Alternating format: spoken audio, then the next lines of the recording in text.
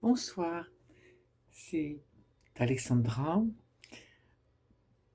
Ces jours-ci, vous allez avoir malheureusement, tristement, une overdose de dénonciations, des gens qui vont relater, narrer des faits absolument impensables, sordides, qui ont coûté la vie à des enfants après des maltraitances sexuelles, des viols en réunion et toutes sortes de choses absolument abominables.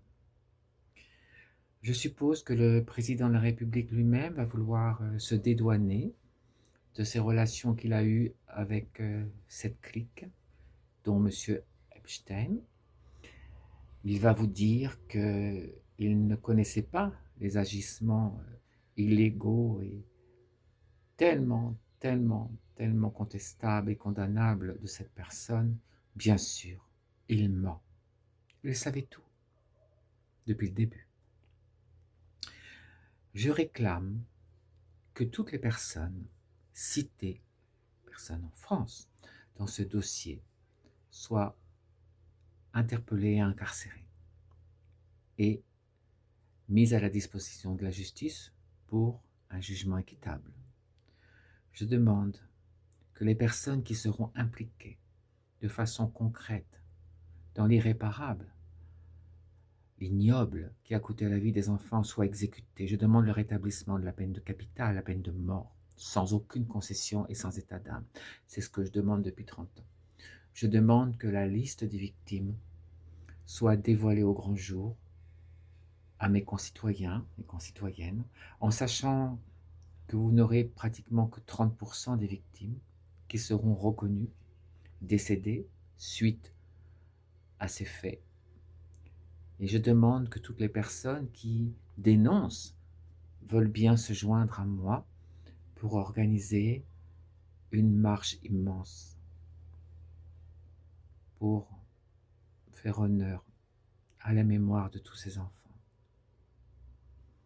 et que toute la population française descende dans la rue et demande justice pour eux.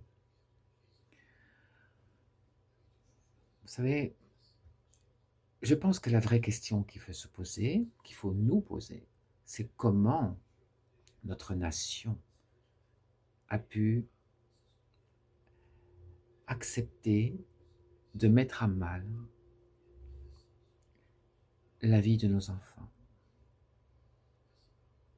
Comment et pourquoi ces personnes ont franchi des lignes rouges irréparables et se sont attaquées à ce que nous avons de plus précieux.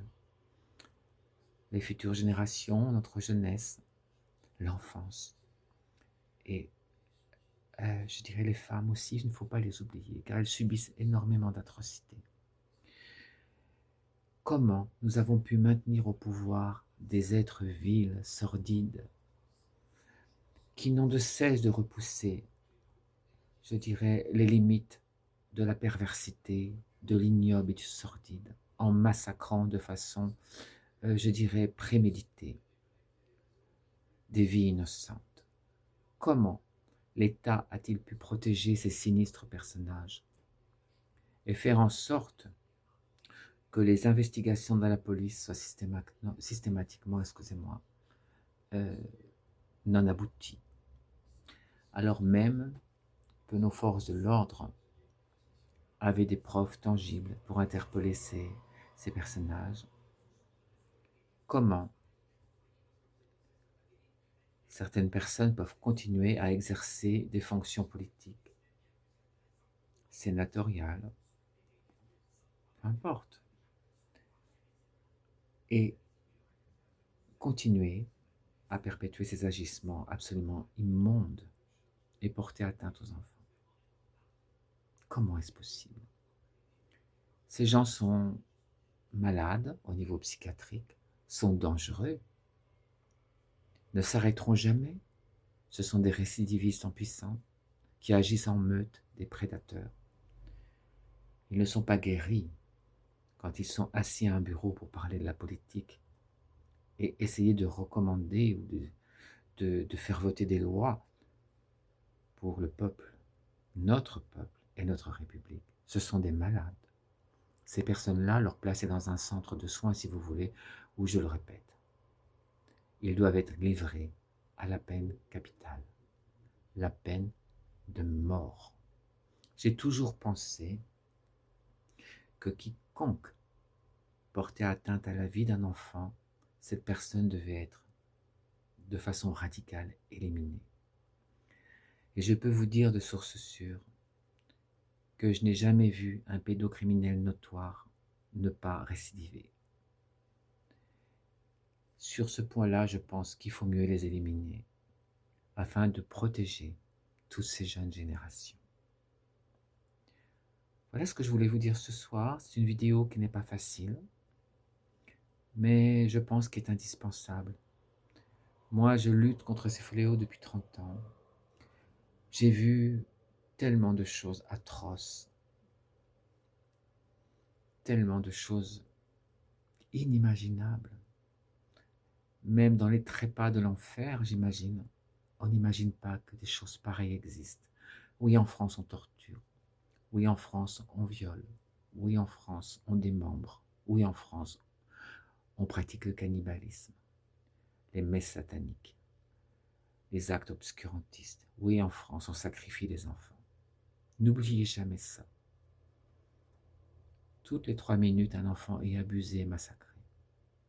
Comment pouvons-nous accepter de continuer à vivre dans un pays, une nation, où ce genre de choses arrivent? Non. Il faut mettre un coup d'arrêt définitif à ces horreurs. Mon grand-père, à la fin de sa vie, m'a dit cette phrase. Il m'a dit la guerre était presque plus propre. Évidemment, la guerre est une abomination aussi qui coûte la vie à tellement de braves gens. Mais au moins les gens se battent pour quelque chose. Les enfants ne peuvent pas se défendre. Ils subissent de plein fouet, sans comprendre, résignés face à l'horreur et la détresse. Je vous en supplie, faites quelque chose. Réveillez-vous et on y arrivera tous ensemble. Merci de votre écoute. Alexandra.